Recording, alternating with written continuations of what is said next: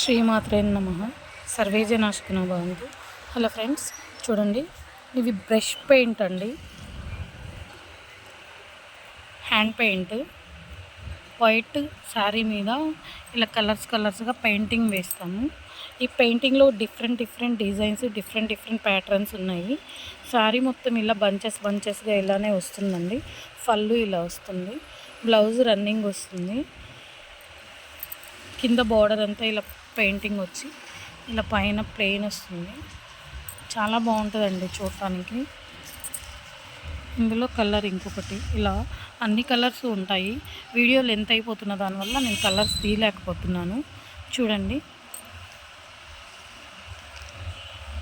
పళ్ళు ఇలా వస్తుంది.